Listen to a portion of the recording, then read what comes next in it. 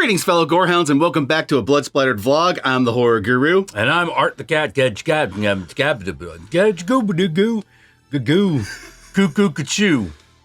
Eggman. He's Count Jackula, and I think he was trying to say he's Art the Clown, because today we're going to talk about Terrifier 2, the second installment of the Terrifier franchise, but the fourth installment of the Art the Clown series, depending upon what you're counting. Because you see, Terrifier follows a demonic serial killer clown named Art the Clown, and he got his start in a short film, then appeared in an anthology film called All Hallows Eve, and then got his own solo film, Terrifier, and now this is the sequel to that film. So, very long, complicated history with a lot of lore, but the point is... Oh, it's no more complicated than Michael Myers at this point. Yeah, but this is the first of any of those movies that I believe has actually made it into theaters, which is a big deal. Yes. So, Terrifier follows Art the Clown, a demonic clown serial killer who is kind of like a mime, but like has a personality kind of like Freddy Krueger, but he doesn't talk. Yeah. It's a very interesting dynamic. He never speaks, but he has more personality than any of the other silent killers. Oh, yeah. Oh, yeah. And full disclosure, my personal feelings on the franchise up until this point have been very mixed. I thought All Hallows Eve was okay. I thought Terrifier was okay. I thought like the main thing that Terrifier had going for it was Art the Clown himself. Oh, yeah. And I liked him better in Terrifier than in All Hallows Eve, where he was kind of all over the place. And I feel like he kind of found his right personality and the right actor to play him in Terrifier. Yeah. It was okay. I mean, I've seen worse. I've seen way worse. My feelings on the first film are, it's a pretty decent slasher if you ignore all the bad acting, the bad cinematography, and just about everything except for the awesome gore and practical effects and the awesome performance of Art the Clown, who is just endlessly entertaining to watch. Anytime he's on screen, the movie is a joy. Anytime he's not on screen, you're waiting for him to show up on screen. So I was kind of excited, but also a little worried for the idea of Terrifier 2 because there's potential to improve upon all the problems with the first film, but there's also potential to just like double down. Yeah, I was actually surprised it got a sequel in the first place. Oh, yeah, that was also surprising. I was like, there's no way this is going to get a sequel. Well, I think it's mainly because it became such a cult hit that someone like Bloody Disgusting decided to fund a sequel, because Terrifier, no matter what, is a slasher series for gorehounds first. Yes, yeah. Some slasher series are for mainstream audiences. Like you go to see a Halloween movie, those are for the mainstream slasher fans. Terrifier is for the pure gorehound, the person to where the goriest movie you can think of is not good enough. Think of the goriest slasher you've seen, the Chrome Skull films, Hatchet. This movie takes that to 11 and is even more mean-spirited than those films are. Now, Hatchet is less mean-spirited than Chrome Skull, but Chrome Skull's pretty mean-spirited. This is more in the vein of that, but with a way more entertaining killer than Chrome Skull ever was. Oh, yeah. And, I guess it's about time we start talking about Terrifier 2 and how I felt about it. I love Terrifier 2. Yeah, it's an improvement on everything that Art the Clown has been up to this point. It has everything massive improvement that worked in Terrifier 1, but it also improves upon everything that didn't work in Terrifier 1. Yeah. The performances in this movie are much better. Now, they're still campy and over the top and not like what you would call like Oscar-worthy performances, but they're kind of evoking the feeling of your favorite so bad it's good movie, where the acting is over the top and campy, but it's also earnest.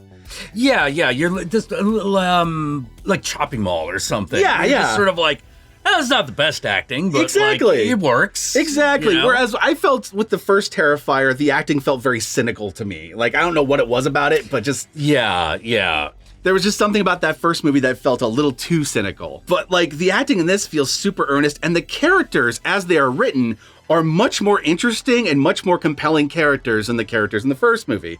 The characters in the first movie, outside of Art the Clown, were all just kind of vapid body count fodder. Yeah. They're really one-dimensional characters. Exactly. Whereas the characters in this, they have wants, they have needs, they have desires, they have complex feelings and emotions on things, and they have backstories that tie into things that are happening with Art the Clown. So there's actually like emotional investment in their engagement with Art the Clown. Now that does take away a little bit of the whole...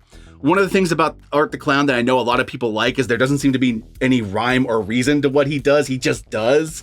Whereas this movie feels like it's starting to steer him in the direction of there being more logic to it than there normally is. Well, yeah, you have to at least have logic by way of motif, right? Yeah. You at least gotta go supervillain with it.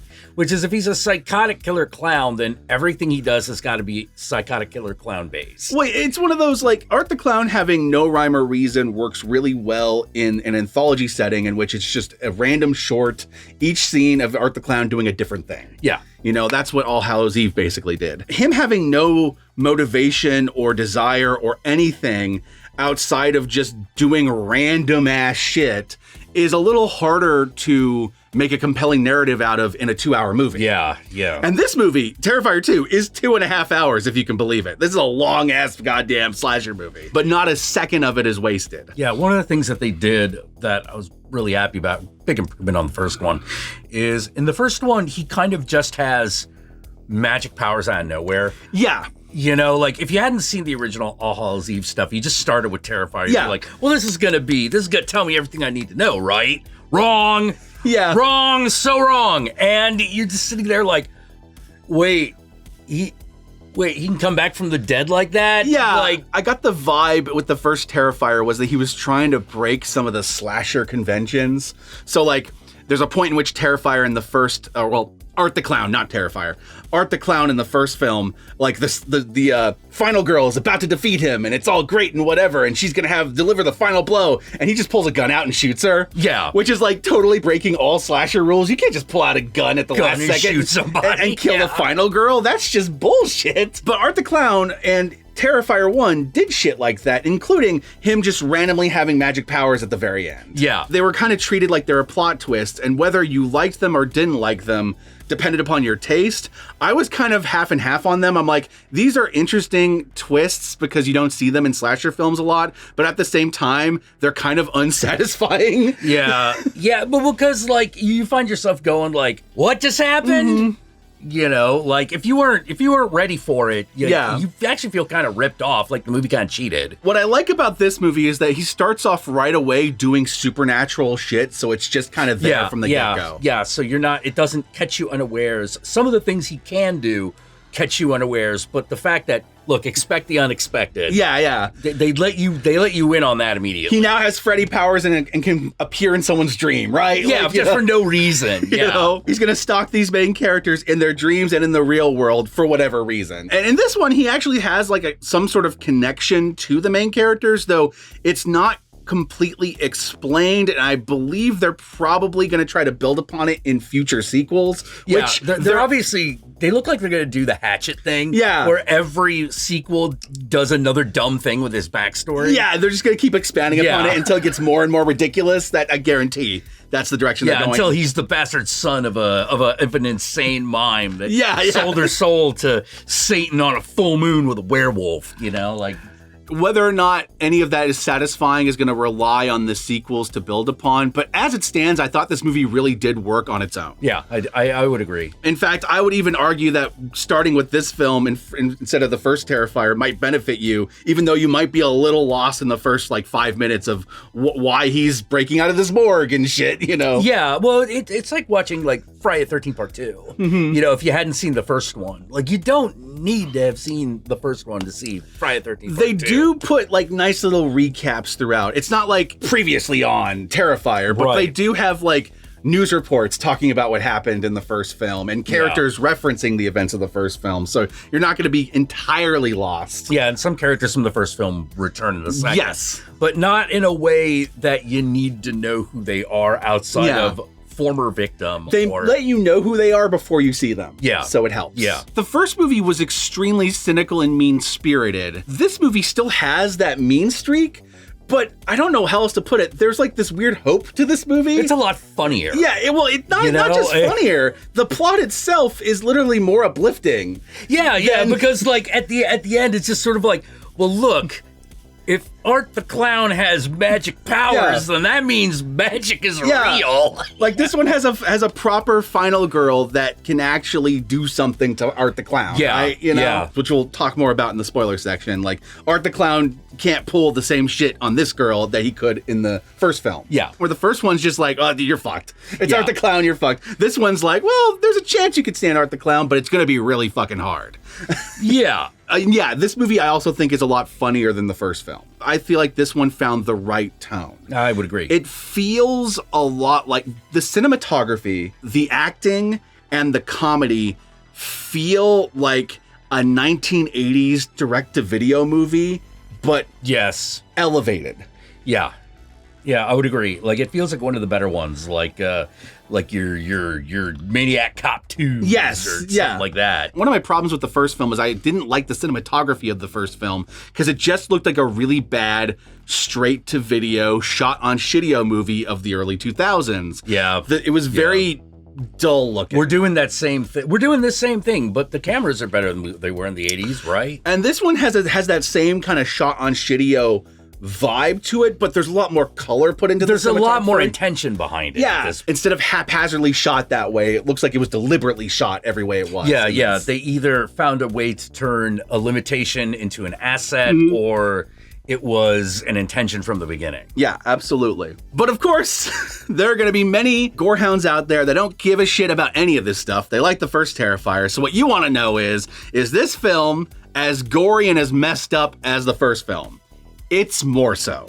The first film is gory and messed up. This film takes it to 11. No character in this movie is just slashed to death. No. They are slashed, they are maimed, they are tortured, they are terrorized, they are skinned alive, they are covered in acid, and this, I'm describing right now, is one person's kill. Yeah. This happens to one person, and that's just one of the whole body count in this movie. I couldn't believe that one of the kills basically mimicked that bit from Waxwork 2 where they got like Bruce Campbell, like he's skinned open. He's like, you gotta help me, quick, get some of that. And the guy like pours salt on him. No, that just made it worse. And he's like, okay, all right. I guess we're just gonna do this. And Art the Clown is just hilarious in this one. I thought he was like, the antics he pulled in this made me laugh even more than the first film. And I thought he was already funny in the first film. Yeah. But in this one, like that, like pulling out salt and pouring out and rubbing in someone's wound.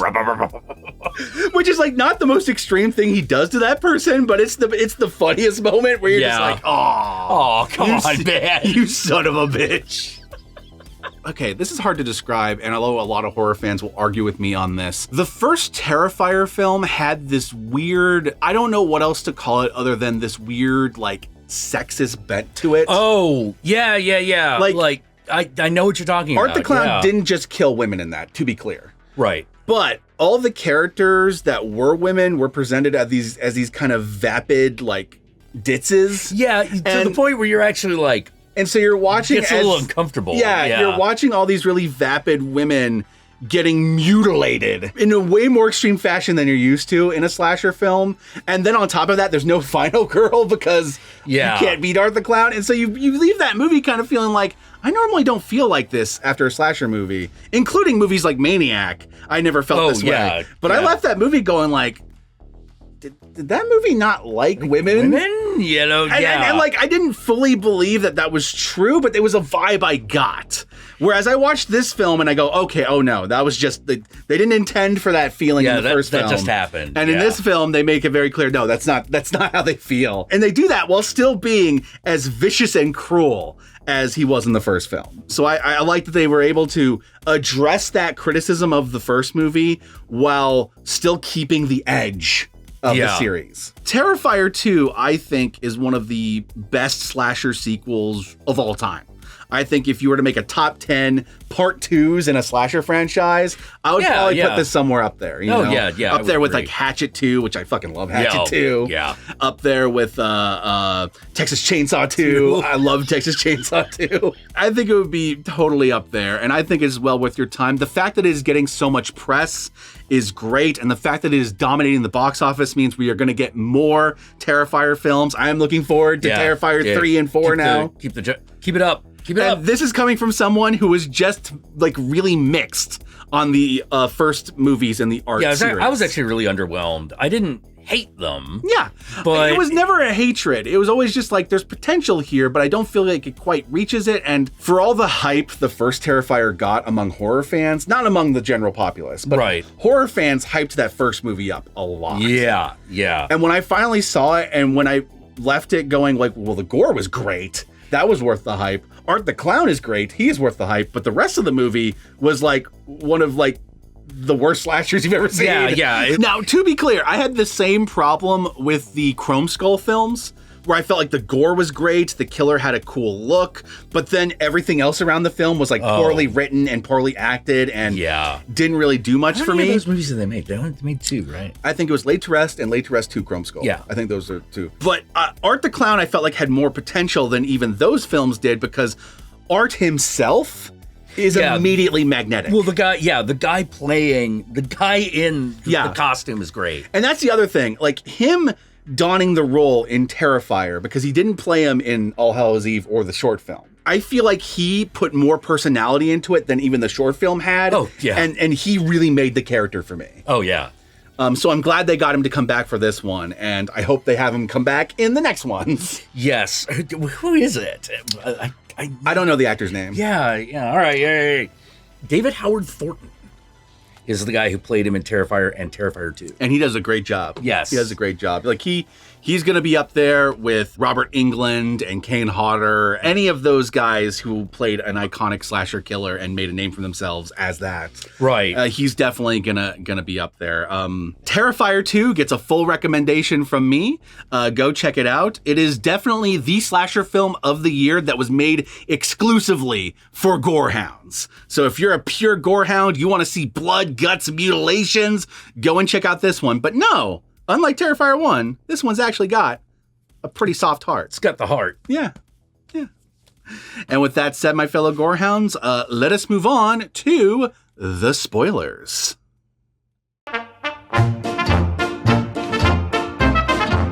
One of the things about this movie that I actually really liked is this thing works by what I like to refer to as Fulci rules. It does. You know, like there's some sort of logic to it. There's some sort of rhyme and reason. There's rhyme and reason, but it's not logic. I feel like the director and the writer of this improved their writing skills tenfold between the two movies. Yeah. Because this movie has a lot of the inexplicable randomness that's in the first film, but it feels more organic and it feels more like setups and payoffs in this version. Yeah, it also feels like there is a world that Art the Clown inhabits. Yeah, the world building's also way better in this too. Let me put it this way. There's a point at the end of this movie where the main character is resurrected from the dead because of a magic sword her father gave her when she was a child, based on a character that he drew in a comic book that was this angel chick that fights demons. Yeah. And even though we have all that backstory, the magic of the sword resurrecting her is basically a Deus Ex Machina that happens at the end. It just happens. But because we have all the setup of the father had visions of Art the Clown, the father drew Art the Clown and drew his daughter dressed as that angel thing, defeating Art the Clown, there is a setup and foreshadowing so that even when the Deus Ex Machina happens, it was Deus Ex Machina that was previously set up. Yeah. So it doesn't come out of nowhere. It goes from Deus Ex Machina to Dynamite for the Band. Yeah, exactly. You just didn't know it did that. Unlike the first film, you don't feel like you're being cheated. You feel like you're being rewarded for paying attention to the story. Up that point. If they had done that in the way the first one does it, when the magic starts happening, you're like, huh? Yeah. You're like, okay, I guess he has magic powers now. Like, you couldn't have used any of those beforehand. Yeah, like, if at the end of the movie she just magically resurrected out of nowhere, it would feel like the first film. You're like, what? Yeah, exactly. But this would actually, like, set it up and spend so much time on this relationship between this dead father, who you never see, by the way. Now, here's the thing. It never explains how magic sword works. It never explains how father had visions of Art the Clown and why Art the Clown was in his artwork. It never explains what Art the Clown is or why he's doing anything he's doing or why he's even going after this girl and her little brother. And yet, it works. Yeah. Oh, another thing, they've added another clown. Yes, Art the Clown now has a daughter figure who is this clown girl that at the beginning only he can see, but then the kids can see it too. Yeah. Now that's one of those things that's never explained in the movie that I'm assuming if they expand upon this in future movies, they're going to that's going to become more of a thing. They're going to explain that lore. But in this movie, it's not really explained other than, okay, there's some sort of connection between these kids and Art the Clown. And the other thing is that they make it very clear that not everyone can see this little clown girl. Yeah. And that even Art seeing her is kind of weird.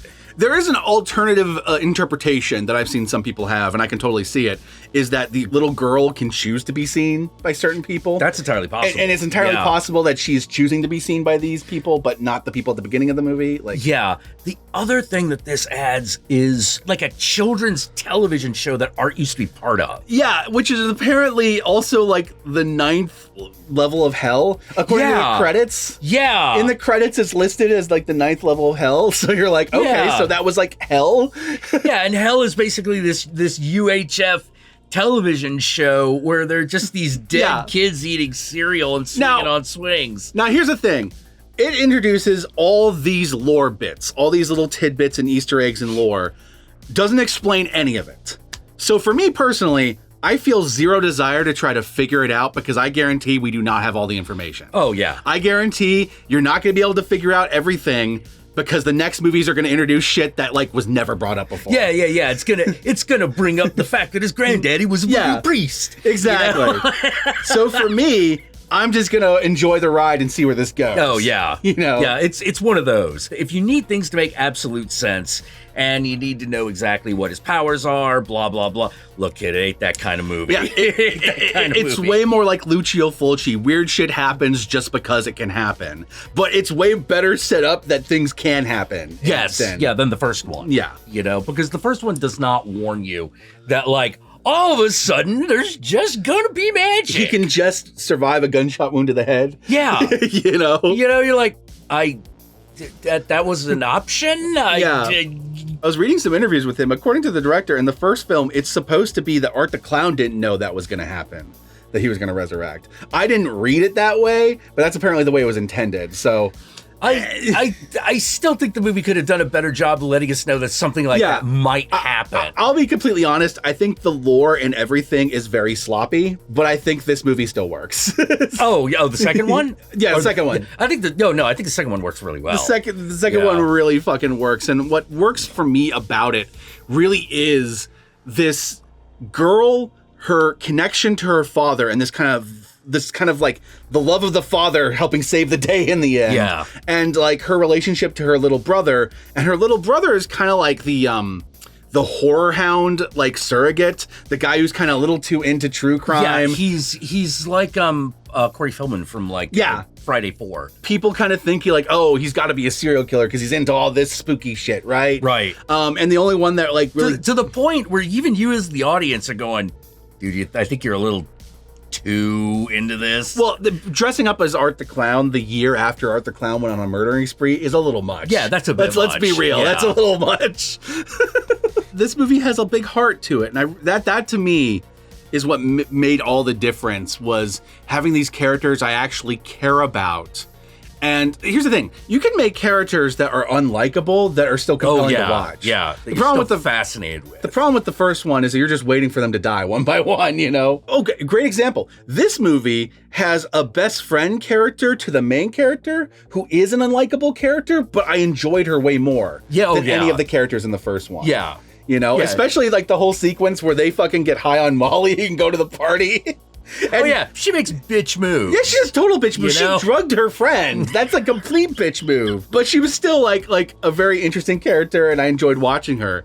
And even though she's kind of that vapid archetype that fits within the characters of the first film, she just feels like a more well-rounded character. Yeah. Comparatively. The fact that we end this movie with a final girl who develops magic angel powers and decapitates Art the Clown, only for Art the Clown to be taken away by a ghost girl and then be birthed out of the survivor of the first film.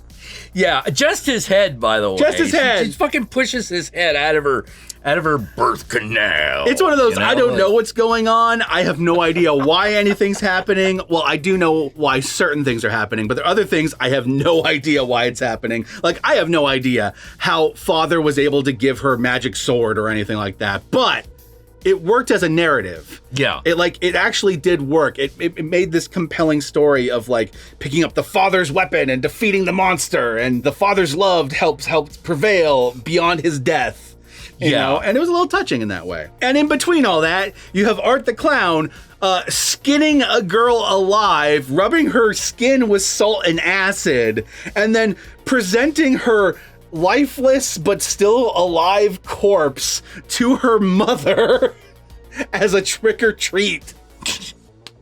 There's a dude who gets his dick fucking mutilated. Oh, yeah, that's pretty satisfying. The poor fucking costume shop guy who dude, who like was just doing his job. His poor face, it's gone. There's no face no more. Woo. If you notice the lighting we're doing here with the red and the blue, I actually brought this lighting back because they do this exact lighting in the movie. Yeah. And that's like what I mean when I say the cinematography in this is a lot better than it was in the first film, because the first film didn't really have the same type of colorful lighting. No. It was very much like gritty, desaturated. Yeah, and for something like Art the Clown, despite being a clown, is already just black and white because he's supposed to look like one of those black and white cartoon clowns, like from the Max Flashman era. Probably where the idea came from, because those things are creepy. Because of that, if you make the world drab around him, it doesn't pop. It gives this weird vibe. Yeah, it doesn't pop visually. Yeah, certainly. But more than that, it also made the movie feel like it was taking itself too seriously. Yeah. I think like this movie had the right balance to where it's taking itself seriously, but it's also a little over the top campy. So everyone is giving sincere performances, but they're campy performances. Yeah, exactly. You can't piss on hospitality. Yeah. I won't allow it. There's a lot of line deliveries like that where they're delivering it seriously, but it's campy and kind of funny in delivery. Yes. Just well done to the Terrifier 2 team. You guys outdid yourselves. You have converted me to a full-on Terrifier fan, and I cannot wait for Terrifier 3 and 4. And with that said, my fellow Gorehounds, where can they find you, Count Jackula? Well, you can find me on Twitter at CountingJack or on Twitch at Count_Jackula, where I tend to stream during the week. And if you want to be updated on that, I need to get that back on a schedule with that. Yeah, fair. Just so I could rattle that off. Just like show up around 6 p.m. most Thursdays, not necessarily the one right before Halloween. But you know what? Just fucking show up. Fucking show. What do I have to do? What do I have to do to fucking get you people? Y'all know me. I'm the Horror Guru. You can find me at the Horror Guru on Twitter, on Twitch, on Instagram, and Facebook. Just look up the Horror Guru or Blood Splattered Cinema, and I'll be there. Be sure to like, comment, and subscribe, and don't forget to ring that notification bell so you're notified of my videos immediately upon their upload. And if you'd like to help out either of us more directly, be sure to check out our Patreon pages. And remember, even $1 a month can go a long way. And with that said, my fellow Gorehounds, if you made it this far into the video, then I want you to comment below, and be sure to comment below using the hashtag #SaltAndSlasha. Use the hashtag #SaltAndSlasha, that way I know. That way Jack knows. That way the whole world knows you watched this video all the way through. Anyway, my fellow Gorehounds, peace out, and I'll catch y'all later.